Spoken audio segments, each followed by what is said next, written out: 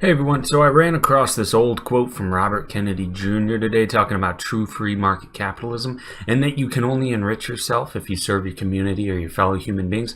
The real reason why I felt like talking about this quote is because it reminded me of a quote from John Maynard Keynes. Keynes wrote that capitalism is the extraordinary belief that the nastiest of men with the nastiest of motives will work for the benefit of all. Now, why would I want to talk about this Keynes quote? Because it perfectly illustrates how even the godfather of contemporary mixed economies completely missed the boat on how free market capitalism actually works. It's astounding to me that people actually took this man seriously and still to this day take him seriously, as this is so off base.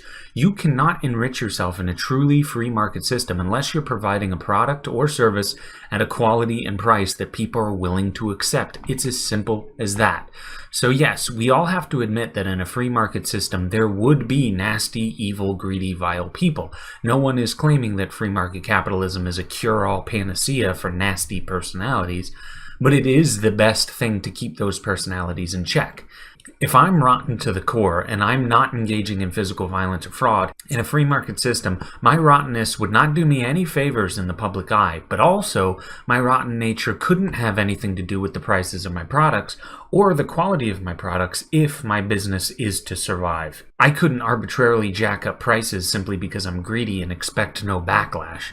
Now, if I was a greedy individual and decided to price my products at much higher prices in order to rake in more cash, it's highly likely that that would backfire. A good example of this scenario playing out was back in 2011 when Netflix decided to raise its prices. Upon doing so, they quickly lost 800,000 subscribers and kept hemorrhaging subscribers for quite some time afterwards. And their stock price plummeted, and Netflix was scoffed at from coast to coast. It was an example of a CEO deciding to charge too much, and by doing so, he entered the company into some very dark times.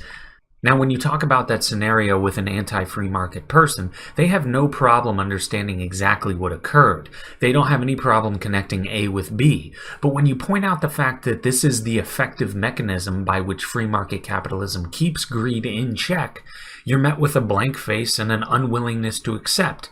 Because to an anti-free market person, for whatever reason, government is the favorite go-to to solve all economic problems. Now, what do we have in the US today? We have precisely what Keynes said we would have under free market capitalism. The only thing is, we don't have free market capitalism. We have government capitalism, or state capitalism as it's commonly referred to. It's as if Keynes thought that greedy people would somehow cease to exist if government power increases. And Keynes was naive enough to not think about the fact that greedy people love a big government.